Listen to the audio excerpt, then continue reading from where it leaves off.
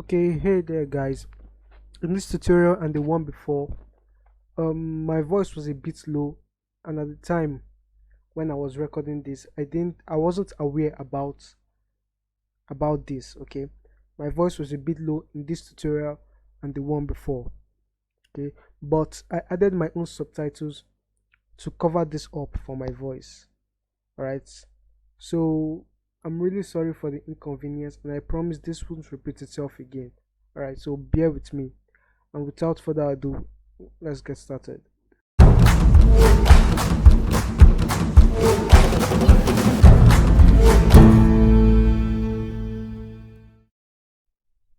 Okay, back again at Coding Jitsu. Before we get our hands dirty, we need to understand what HTML actually means and how it helps us interact with web pages. So let's dive straight into it then.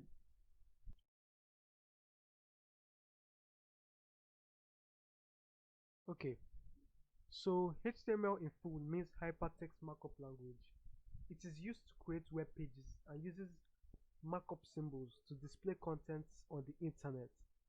Hypertext refers to the way which web pages are linked together, so just keep that in mind, right? So firstly, let's create our HTML templates needed to structure our web page, and we'll do that in a minute. Okay, so there are loads of different ways when it comes to creating um, the basic structure for your HTML website or web page. There Visual Studio Code comes with its inbuilt own, which I'll talk about later. But first of all, let me just do it from ground up first, so that you see how it is first.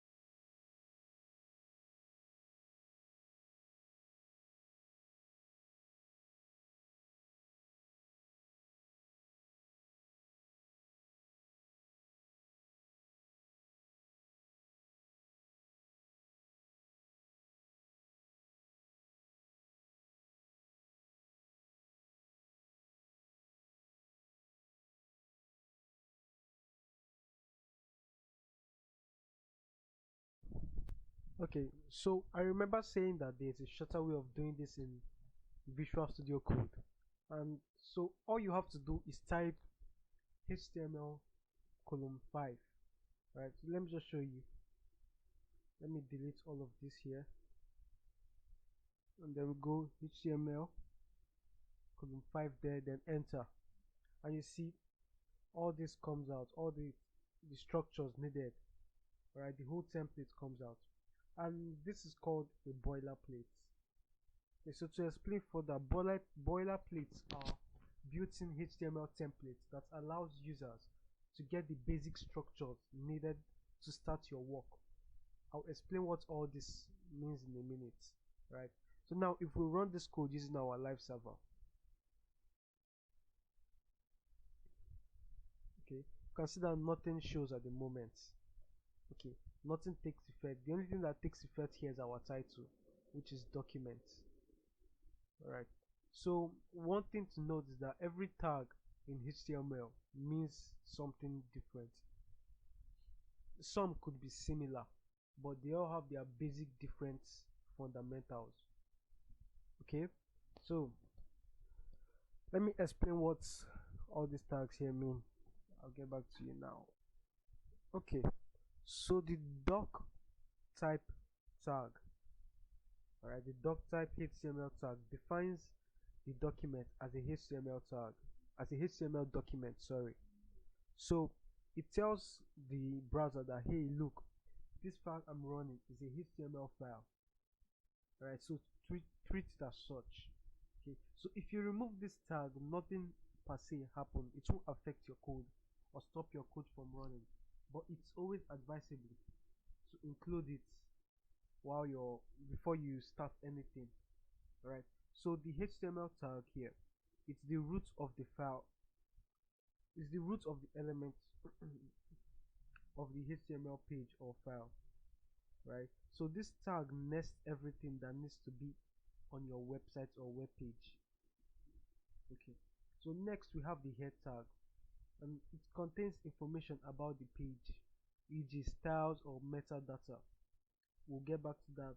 We'll get more into that later on, right?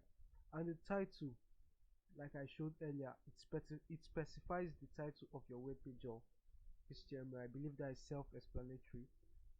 Then we have the body, which contains the document or web page body.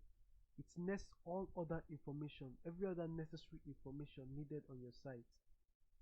They are all inside the body. Okay, so HTML is practically a series of nested elements, meaning every element inside every element is inside another element. Okay, I don't know if you're understanding. Okay, so only the HTML tag isn't nested inside any other element. Okay, so let me just show you that in a minute. Okay, so as you can see, this tag here isn't nested inside any other tag.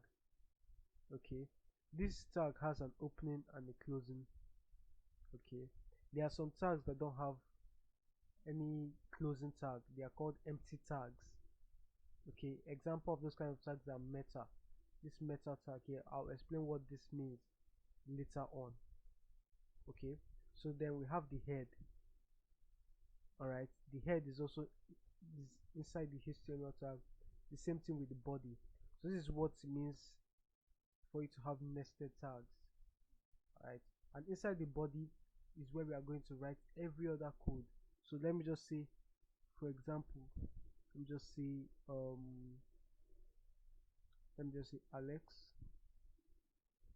Okay, so let me view that. Now you can see it's inside, it shows in our browser. Okay, so this is nested inside the body. The body is nested inside HTML, this HTML tag here. Alright, so now Chrome has an inbuilt tool for developers, and you're going to find it really useful, especially when you've started creating your own sites or practicing on your own. You can open it by simply pressing F12 key or going to the top right corner here. Okay, then go to more tools, then developer tools.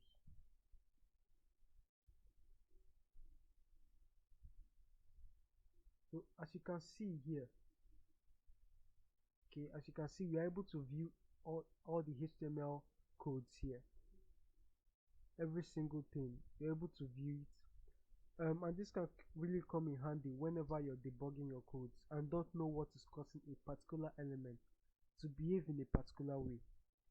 You are also able to see your CSS style sheet, which will be down here. You can see style sheet, which will be down here. Okay, we'll talk about CSS later on in this course. Okay, so well, I believe that's practically all for this episode for now. The next episode we are going to dive in a little bit more. Okay, for this meta tag, I'll explain that in the next 2 or 3 episodes. I'll explain all of this later on, so please just be patient with me and come back later when the other courses are out.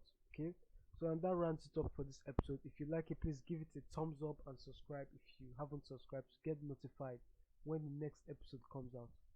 If you have any questions, please leave it at the comment section. I'll be responding to all of those once I get it. So good day to you and bye.